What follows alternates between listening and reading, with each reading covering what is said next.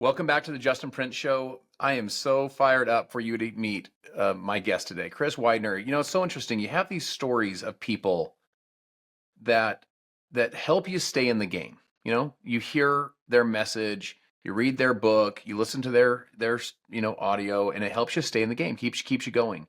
And those people like are anchors for you. Like you look back later and you're like, man, that was like an anchor point. If I wouldn't have heard what you had to say, your life, affected me. There's an old Christian hymn that says, each life that touches ours for good.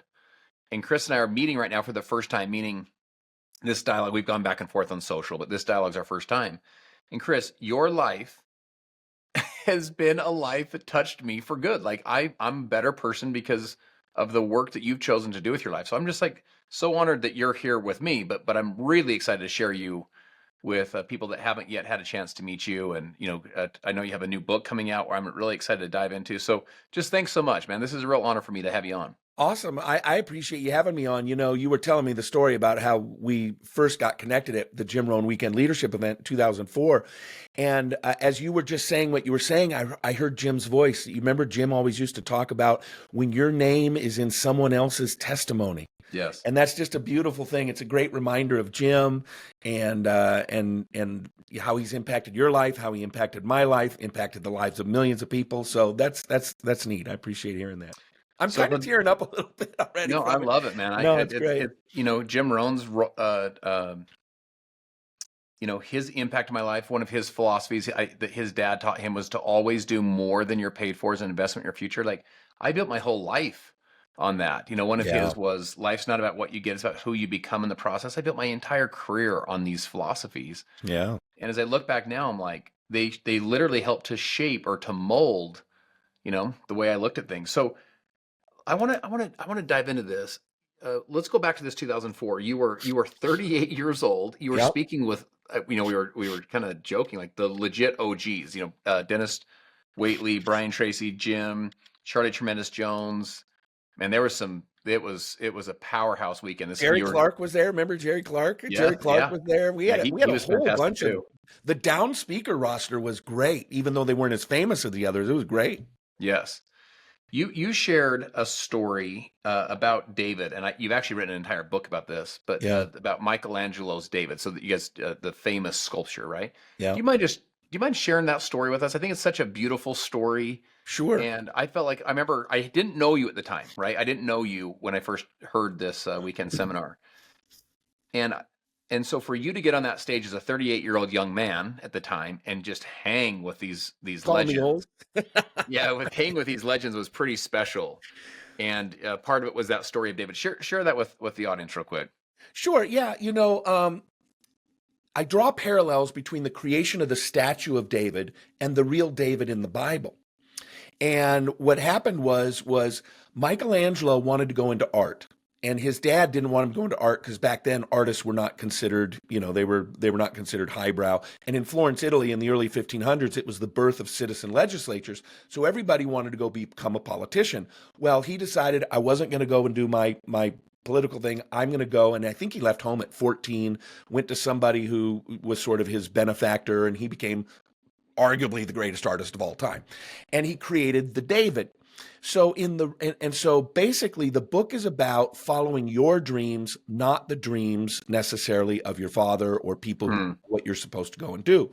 The translation into the real life David in the Bible is, if you remember the story, Samuel was told to go and find the next king of Israel.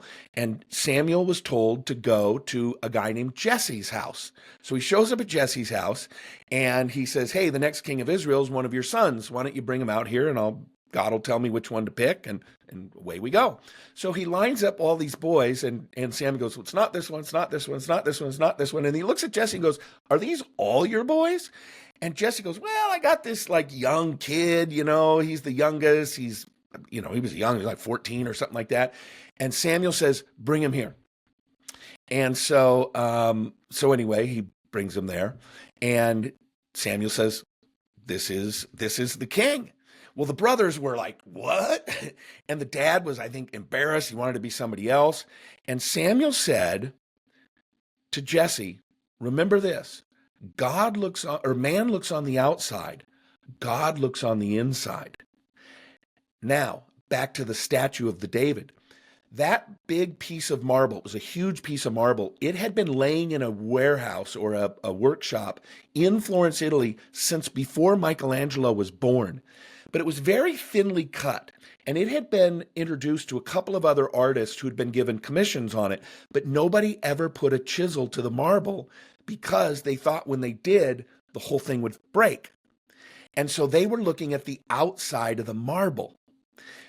Along comes Michelangelo. He comes in, and as the story goes, the name of the book is called The Angel Inside. And as the story goes, as he was working on that piece of marble, a little boy came up to Michelangelo and said, "Why are you hitting that rock?"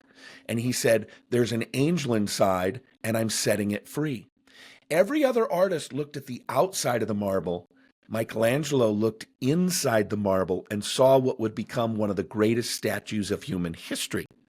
Same thing then with the real life David. God, the mans were like, "Oh, he's just a little scrawny little sheep herder." God said, "No, he's a mighty king of Israel." So the whole idea is don't let anybody look at this. There's tall successful people, short successful people, fat successful people, white successful people, black successful people.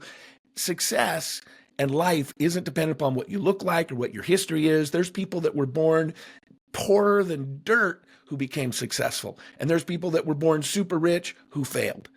It's all about what God's doing in our life and the creation that we are inside that God has made us. And, I always look at David. David was on one hand this powerful warrior. He killed Goliath, with one stone. He didn't even need the other four that he picked up. He just won right in the forehead, but he also played the harp. And I always think that's really interesting, particularly for men. He had a side of beauty and he had a side of power. In fact, the original subtitle of the book before I sold it to Random House was Creating a Life of Power and Beauty. That was the original subtitle. And I think it's really important for us, particularly as men, to understand that we are not just all powerful, rough and rugged, but we're also the kind of man, a real man can pick up a baby and, touch its nose and be kind and soft and warm with our wives and our children and all those kinds of things. I thought it was a great lesson just for men to have that breadth of character, to be able to be a man in our fullness. Oh, it's beautiful. Yeah, I call it steel and velvet. This is true for all leaders, right? Yes. Male and female. It's like, can you be steel and velvet where you're strong, you have a backbone, you can make decisions and you can lead out even in tough times. Yep. But then also you have velvet where you know when to be compassionate and be empathetic and to listen and to learn and to be quiet and to to really pause and slow down. Covey talks about being fast with systems but slow with people. Yeah. And be a lot of velvet. And that is that power and that beauty. You love the beauty of life and love the beauty of people, but you also have enough strength to not get pushed around and not let people bully you. Yeah. Jim stands up at the end of this seminar. Anyone that's heard my story has probably heard me share this before. Stands up at the end of this 2004 seminar. And Chris, by the way, Chris emceed the entire weekend, so he was in and out, telling these different stories. Just did truly a masterful job. And Jim Rohn stands up after all of these incredible speakers have spoken, and he says, "We now have enough testimonials and enough personal experiences to conclude that it's possible." Yeah. And as you're listening to this, I want to encourage you to remember that it's possible. Like your dreams and your goals are possible. And Jim Rohn says that it's possible to create and to design an extraordinary life. And Chris, I remember hearing that. I'm driving my white Toyota Corolla, 250,000 miles. My first business has just failed. I'm living in the loft of my wife's parents' garage. I got two little babies sleeping in the closet. I'm below zero financially, back on credit cards, back on taxes. I have two part-time jobs. One I do in the weekdays, one I do on the weekends. I'm kissing my little babies when they're asleep in the closet in the morning. And I get home late at night and kiss them on the cheek when they're asleep at night. I'm just kind of in that grind.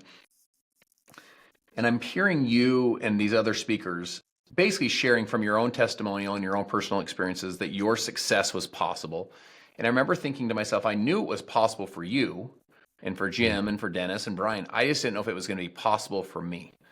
And odds are, my friends, right now, some of you are driving or, at the gym or whatever, listening to this, and you're asking yourself kind of a similar question of like, it's possible for you guys, is it possible for me? And here's what's interesting. Now here I am, let's call it 19, 18, 20 years later kind of thing. And from my own testimonial and from my own personal experience, I get to remind all of you that your dreams and your goals are possible, and it is possible for you to create and to design an extraordinary life. And one of the ways you get there is by listening to those who believe in you and listening to those who tell you that you can. And Dennis, to me, you were one of those people that I chose to kind of just listen to, meaning I gave more weight to your words saying, "Hey, it's possible. Hey, you got it. Hey, there's something inside of you." I gave more weight to those words than the words of someone saying you can't do it. Yeah. Uh, from your success journey, how did you get connected into this world of, becoming true, personal development of writing? Where did that all start for you? Well, I started telling my story right out of college. I was a pastor from 88 to 2002, but I started telling my story because I had a crazy upbringing, 28 homes, 11 different schools, shipped off to live with relatives twice, started drugs in the sixth grade, started opium in the eighth grade, made my money betting the horses at Long Acres Horse Track, which used to be a track in Seattle. It's long gone now. Definitely going in the wrong direction. Became a Christian summer before my senior year of college, high school, went to Bible college, and then got out and I became a pastor.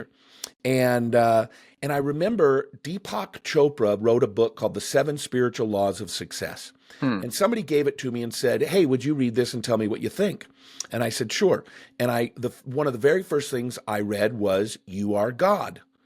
And I went, "I'm not God. The world would be a really horrible place if I was God." Like it would be a total mess if I was God.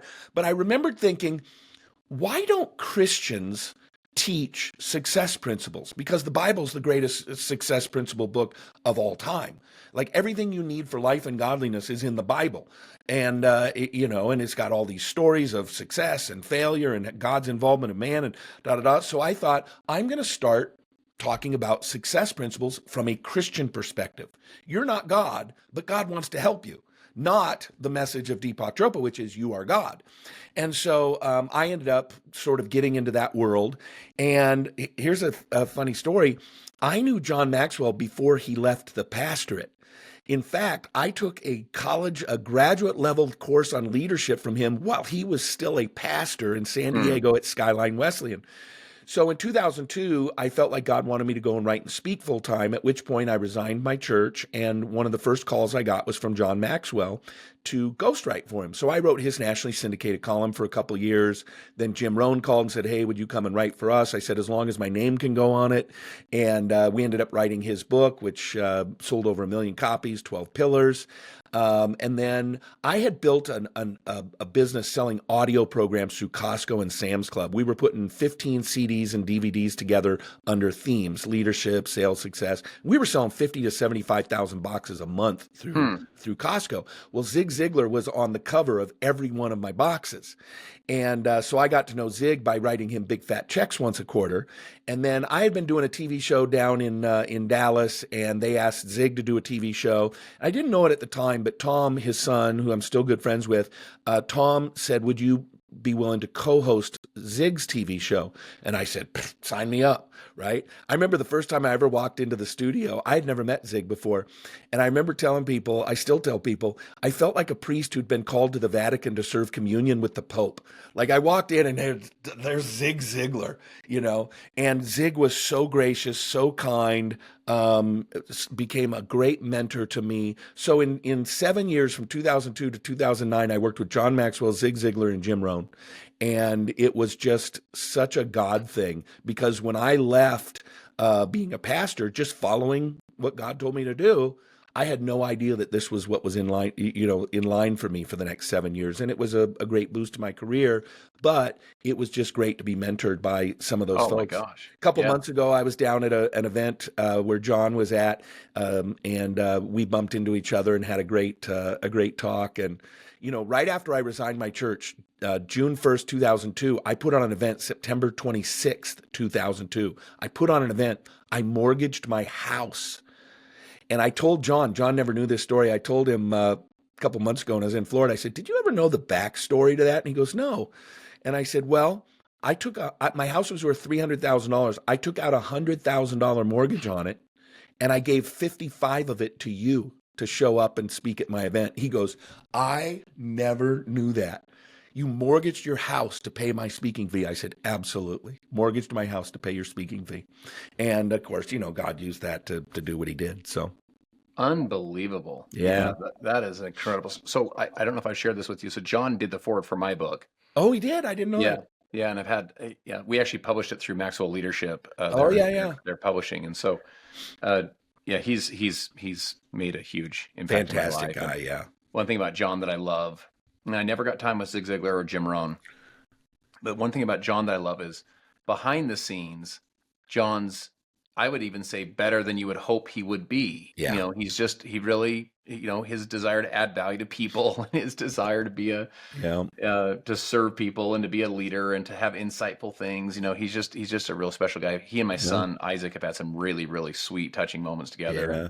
John's a special, special man. Yeah, he is. So you and I share a passion about our country and, capitalism, our love for the nation and, I'm building my business. And I felt like one of the reasons I decided to build my business and build a community and, of people was to create a value and principle-based leadership revolution where I feel like our country just needs, a revival as of sorts when it comes to values and principle-based leadership. I felt like by creating a community of people, you could have just that much more impact in people's lives and individually and in their homes and their local communities and ultimately in the country and maybe even ultimately in the world. So you wrote a book called Coming American Revival. Yep. I'd love to hear, what does that term mean to you, Coming American Revival? Yep. Just kind of start dissecting and let's dive into where your passion for this revival concept came from. Well, as a pastor, I've always liked revival. Revival means revive, means the Latin for viva, viva Las Vegas or viva la Risiones or whatever. It's live, right? It's life. And so means again. So revival means to come to life again. And so it always starts with the church. And I really believe that the church needs to be revived in order for America to be revived. And so I was writing my 25th book, a book called The Capitalist. And and actually Maxwell Publishing wants to do that book when I finally get around to it. But in the middle of writing that book, I felt like God said, I want you to write a book called The Coming American Revival. Okay, I'll write a book on revival. Then I started doing my research. There has not been a significant book on the topic of revival since the 1950s, when a guy named Leonard Ravenhill wrote a book called Why Revival Tarries, or why does it wait? Why does it not come? Why is it delayed?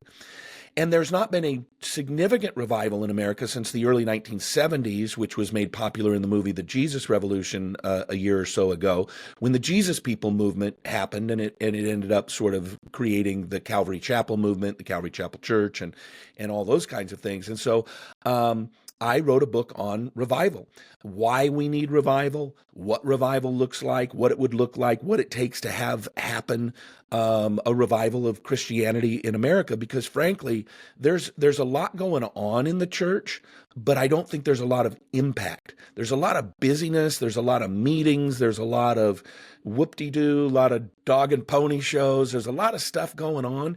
But just because there's a lot of activity doesn't mean that there's a lot of power. And so I set the capitalists aside. I wrote the book, The Coming American Revival. And much like when I told you when I left being a pastor, I didn't know that I was going to end up working with these guys in the next 7 years. Well, the same thing. I by obedience, I started writing the book.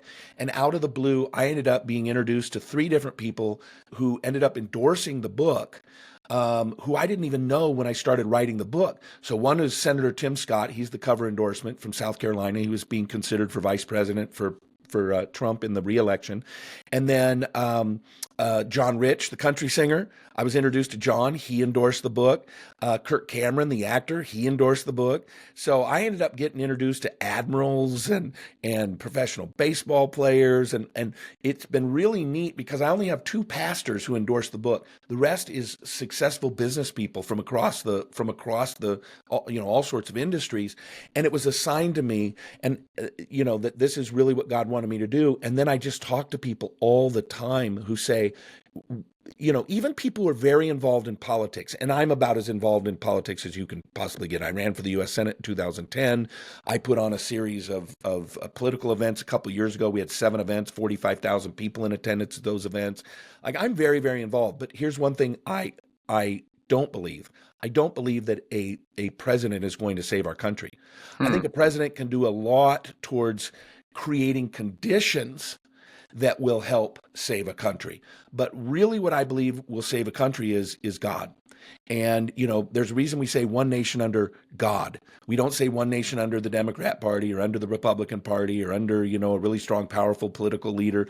We say one nation under God. And so the idea is let's pick the right president, go vote. We're stewards. We're given that option. It's a great freedom. And God, I really believe God expects us to take advantage of the freedoms he's given us and to be stewards of our country.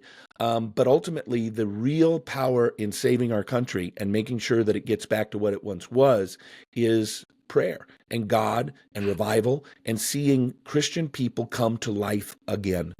That revival. And so that's what it's about. It's a challenge to the church to get its act together and to do what it's supposed to do. As I look at trend rates for church attendance, this is true both in the States and it's true globally as well. The trend rates are like going the wrong direction, Yeah. right? So like the younger generation is basically either not interested or finding God and doing something else, right? And not in the church. Are you seeing similar trend rates? What are you attributing it to, and what do you feel like are some of the things that could help to turn that around? Because as you know, going to church is not just about the sermon. You know what I'm saying? Like going to church builds local community. There's people go meet and build local, fellowship and community. Going to church allows you to go serve other people. I think a lot of us go and like, dude, I didn't get anything out of it. It's like, yo, did you go and give anything to it? Like, did you go and serve or add value or be a support to someone else or even to the overall environment of the church? I mean, did you set up some chairs? Did you, vacuum? Did you support it at all? Yeah. So I want to hear kind of your thoughts on that. As you're seeing church attendance decreasing, how do you think that turns around? Well, I think there's a few things happening. There's a number of different kinds of churches when we're talking about a building with the word church in front of it. First of all, I think you have an entire swath of so-called churches that are not even churches anymore. They have abandoned the word of God. The Bible calls it apostasy. They've gone away. They still own the building. It still says church in the front, but there's nothing churchy going on in there. There's no relationship with God. There's no preaching of the gospel. They tell the Bible doesn't matter anymore. That. You got that. Then you have, I think, the fearful churches. They're afraid to tell the truth. And so they just kind of plod along. Then I think you have churches that are what I call dog and pony show churches, which means it's all about the show. Just come and watch. Be an attendee. Come and watch. We'll have 3 good songs, a 25-minute sermon. Everything is formatted, and there's no room for the power of God to move and to touch people's heart. Why are people not going to church anymore? Because there's no answer for them there. When I look at one of the Bible verses has been in my mind for just 6 months now, and I can't get it out of my mind. Matthew 9:36, where it says, Jesus came into Jerusalem and he looked at the crowds and he had compassion on them, for they were like sheep without a shepherd. And that has driven me for the last 6 months. How do I see people with compassion? So when I look out at a congregation, or when a pastor looks out at a congregation, you need to realize these are people with marriage problems, money problems, drug problems, suicidal thoughts, work problems, all of this stuff. And they've got 1 hour or an hour and a half to come, and they're saying, I need God. I need a touch from God. I need something for me. I'm drowning here. And we do a dog and pony show for them and send them back out and say, see you next Sunday. By the way, drop something in the offering plate. So I think what's really going to I'll give you an example. I went to a Bible college that basically ended up, with all the new professors coming in, they basically ended up telling you the Bible didn't really mean anything. The whole Bible college went woke. It doesn't even exist anymore. Well, as an alumni, I got there as the tail end of the professors were still Bible believing, and then they had all the new professors that came in and said, well, the Bible doesn't really mean that. Well, as an alumni, they wrote and they said, why do you think our attendance is dropping? And I said, why would anybody pay $10,000 a year to come study a book that you're going to tell them doesn't matter? That's why your attendance is the reason they come is to hear how God and the Bible will influence their life and impact their life and give them the power to live their life. And so I think when we get back to that, that's the only thing that's the only thing that will compete with the world. Your singer at church is never going to compete to the guy that's filling out a stadium. This is never going to do it. So why do we compete on that? When I was a youth minister, my first job was in northern New Jersey in one of the wealthiest communities in the country. And I mean, our church was a who's who of American business people.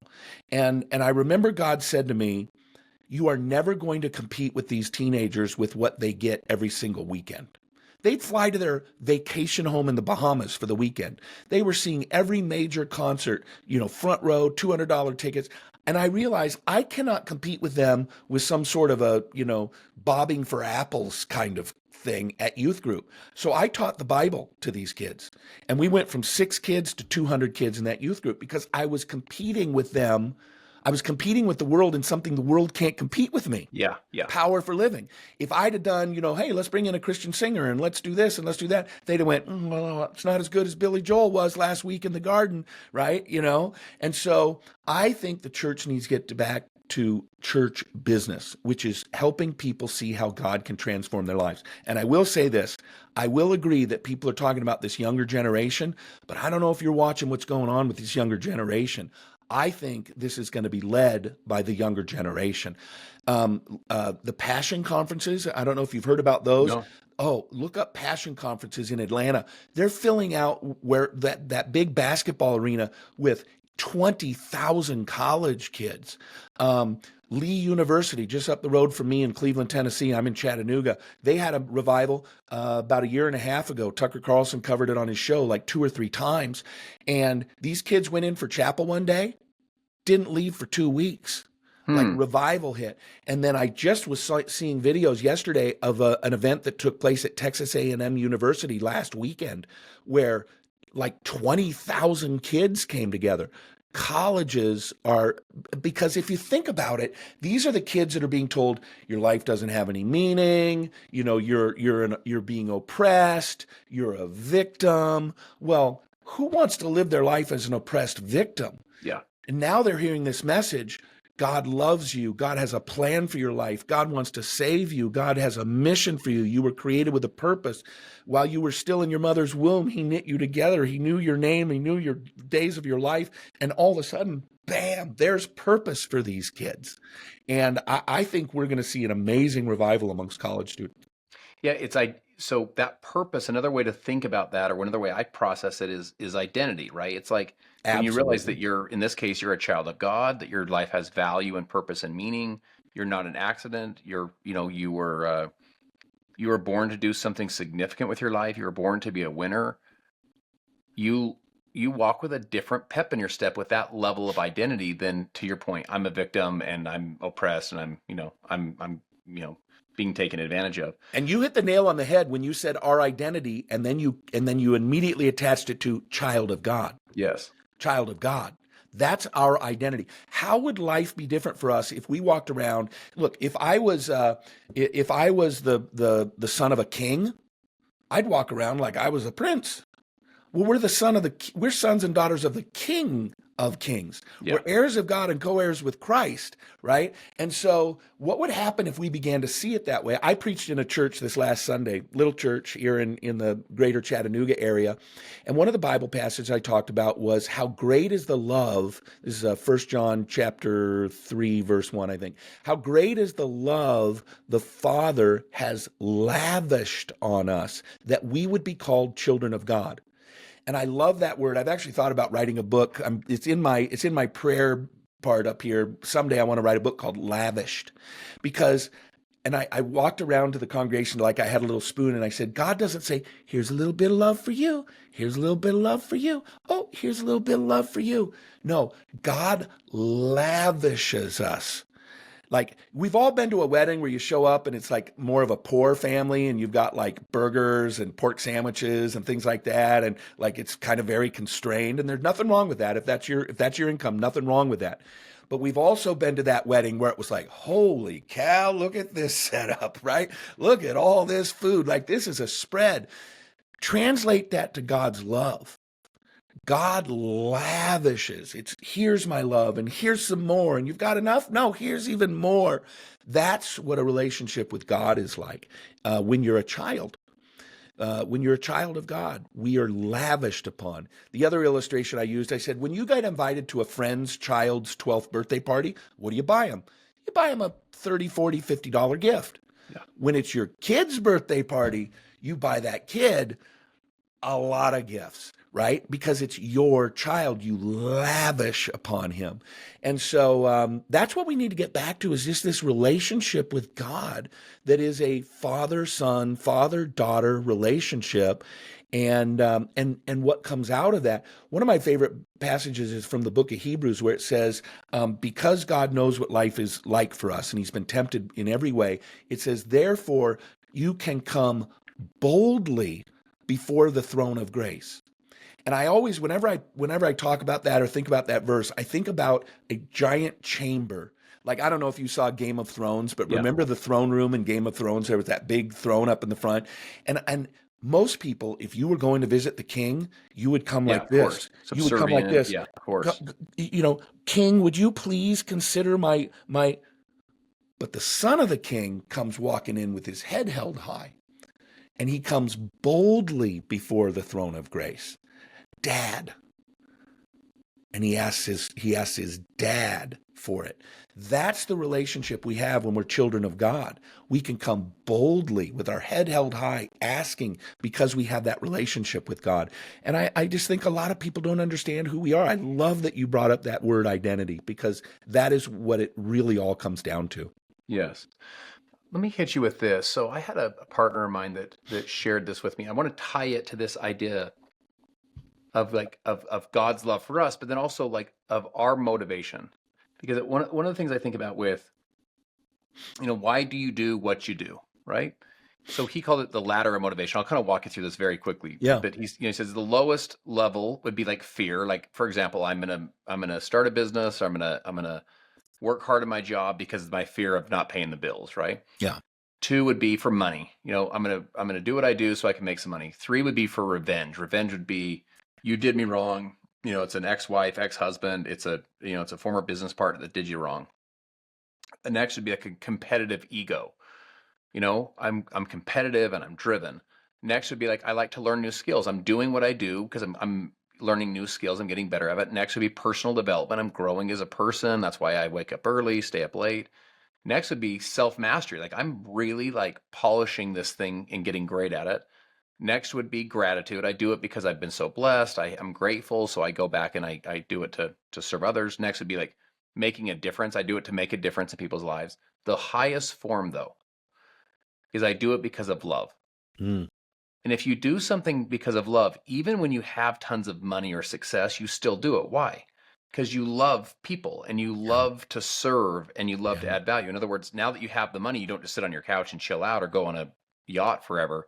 Like, some of these people you talked about, Jim, John, Maxwell, Zig, they served and taught and wrote and inspired until their last breath. John's still with us, fortunately, Yeah. but Yeah. why were they doing that? It's because at this point, you just love people. They And in didn't their need the case, money you love anymore. They God's didn't need children. the fame anymore. They Yeah. did it because they love people. Yes. Yes. Yeah.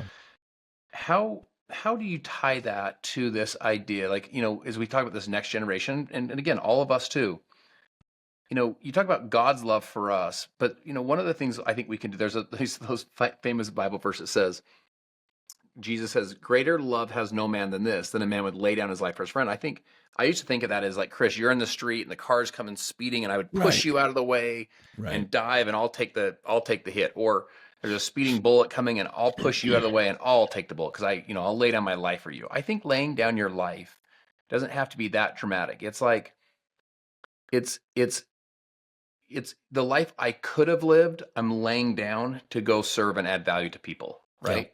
the life I could have lived. I could be doing this with my life, but I decided to do this because, because I love people, Yeah. because I love God.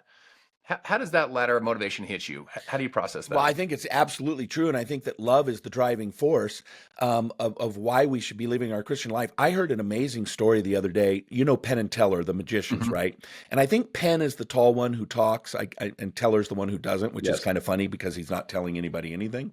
But I read an interview with Penn. Penn is a renowned atheist. He's always been an atheist. But he's a nice guy. He's not one of these angry atheists who, oh, you and your little sky fairy god. Like, he doesn't mock Christians. But he said something really interesting in this interview. He said, "Do you know what people I disrespect the most?" And they said, "Who?" And he said, "Christians who don't witness to me." And the guy said, well, why? And he said, "Think about it. If you honestly believe that I'm going to die and go to hell, a fiery furnace of hell, if you really believe that, if you don't tell me, it means you don't either, one, you don't really believe it, or number two, you don't love me enough to tell me."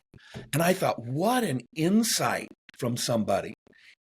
He actually wants Christians to witness to him because that's how he determines whether they're actually true Christians or not. Is because if you really loved me, you would tell me the gospel. I'm going to reject it because I'm an atheist, but at least it shows me that you care about me. Yeah. Another person that popped into my mind. I don't know if you remember the name.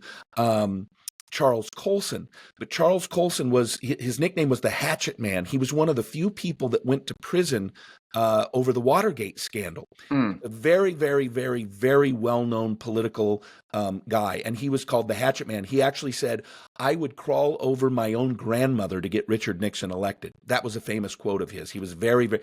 He went to prison. And he was born again in prison. He came out, he wrote a book called Born Again, which sold millions of copies. And he dedicated the rest of his life to a thing that he started called Prison Fellowship. When he died, he set his salary at $100,000 a year. He donated every dollar he made off of his books back to the ministry. And I think by the time he died, he was making like $107,000 a year. This is a guy who could have made millions as a consultant every single year. But he dedicated his life to helping start prison fellowship chapters in over 100 countries. And what he could have done versus what he did. And he did it because when he went to prison, he fell in love with prisoners. And he led an amazing, amazing, amazing life until he finally passed away. I love that. So the coming American revival, to me, it's like, then this idea that we need, so good. It's not one nation under the Democrats or under the Republicans, or under, to your point, a really charismatic political leader. One of the things about the U.S. system is every 4 years we have a new CEO running the ship. Now maybe it's 8 years, but the point is it churns every 4 years. Yep. And so to truly be one nation under God and to build faith back into the country, into the conversation, build prayer back into the country and back into the conversation. I mean, I don't know if there's a more important subject, for people to be discussing. So There really I know isn't. they can go to comingamericanrevival.com to get the book, but then also, wherever their favorite books are sold, Amazon or wherever you want to go get them. But if someone's like on the teeter right there of like, I what should I expect from the book, and what am I going to learn, and why should I maybe get one for a friend of mine? What would be kind of your I'll last tell you who you thought? should buy one for. Buy one for your pastor. Buy 2 copies and give one to your pastor. Ask him to read it and then go to lunch with you. Like that's the strategy. You buy 2, give one to your pastor and say, "Hey, can I take you to lunch and talk about this book a month from now?" So the book is, I created, I'm really actually proud of the book, and God really led me to do it. So it talks about talks about the current spiritual state of a weak church. We're a weak church, which is evidenced by all the things we've talked about today. It talks about what revival would look like. What would happen? There's a chapter on family. There's a chapter on education. There's a chapter on government. What would happen if every politician told the truth to us? If Hmm. they were so convicted by Christianity and the truth and they only told us the truth, how would that change American politics? How would it change the educational system? How would it change your family? All these different kinds of things. I talk about how we get revival, which basically is an analysis of Second Chronicles chapter 7, verse 14. It's the most famous passage in the Bible in regard to revival. It was right after the temple had been built by Solomon, and God says to him, if my people who are called by my name will humble themselves and pray and seek my face and turn from their wicked ways, then will I hear from heaven and heal their land. Revival is an if-then. God always wants revival. God wants to pour out his spirit on us. He wants us to enjoy life. He wants to bless us. He wants us to have, to be children of the King. But if we're out of whack, he lets us be out of whack. And so it's an if-then. If my people are called by my name, will, three things: humble themselves, pray, seek my face, turn from their wicked ways. Four things. Then will I heal their land.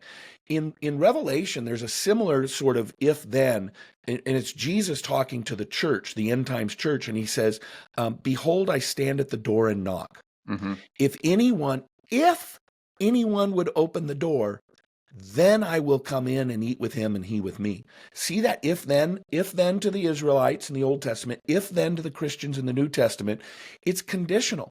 God says, I'm ready. I want to bless your socks off. But we have to get right. And that's the call of the book. Will we humble ourselves? Will we pray? Will we seek his face? And frankly, will we turn from our wicked ways? Because, Justin, I think if you take the average Christian in America, take away Sunday morning, take away Wednesday night, and just compare us the rest of the week against the average non-Christian, there's not a lot of difference. The biggest difference between Christians and non-Christians in America today is Christians spend their Sunday mornings and their Wednesday nights at church. Other than that, the way they do business, the way they treat their wives, the way they love others, there's not a lot of difference. We need to be those kinds of people who are so transformed by God that other people look at us and say, there's something different about this guy. Yeah. Chris, listen, man, it's such an honor to have this conversation. I can't wait till we meet, hopefully here sooner and later. I know. I'm thrilled that we were able to do this, and thrilled to be able to talk to you. And it's amazing to hear each life that touches ours for good. Your life and the work that you chose to do has been work that has added value to me, kept me in the game, and kept me believing it was possible for me. And I love to have kind of a deeper discussion, not just success principles, but in this case about about faith, about God, about the love we have for our country and the desire we have for our country to basically get back on track and get back on and stay on track. So it's the last great hope in the world, my friends. If this experiment fails, this experiment with democracy, if this one fails, this is the last bastion of light and hope in the world. It's why they're having Trump rallies they're having them all over the world. Like the rest of the world knows, as America goes, so goes the rest of the world. Yes. Because with all of our warts and with all of our problems and with all of our failures, America has been a blessing to the world. No question. And it is because God blessed us. The orphanages we've done, the schools we've done, the food we've sent, the foreign aid we've sent, whether it's through churches or through the government, we've been a blessing to the world. And I believe that God set us up that way. It's why he gave us this piece of land and said, I'm going to bless you and you're going to bless others. Yes. Love that. Well, Chris, you're listen, man, you got a friend in me, Awesome. You got I'm an glad. ally and a friend in me, because you've been a support to me, from afar for many years. So my friends, go get the book, Coming American Revival. It's a book you not only want to get for yourself, but share with others. And let's see if we can make a difference both in our country and in people's hearts, in the human heart, and change their faith. It ultimately all starts, as you guys know, it's kind of the Gandhi concept. It's like, be the change you wish to see. It starts in your heart, then in your family, strengthening your own home, and then in your local community, and then in your ultimately the country and around the world. So if we're going to do some good, it starts with you and I taking action. So that actually reminded me, let me tell you one more thing about the book. At the end of the book, I did a 31-day devotional. The first 10 days are about personal revival. The second 10 days are about church revival. And the third 10 days are about the national revival. And the reason why I did that is exactly what you just said. It starts with the individual. and a bunch of individuals at a church get revived. Now the church gets revived. Now a bunch of churches get revived. Now the nation gets revived. Always starts with our own hearts. Yes. You positioned it perfectly. Well, thank you again for jumping in, and go to comingamericanrevival.com. And Chris, man, what an honor to be on with you. Thanks, bro. brother. I Appreciate you doing it. appreciate you.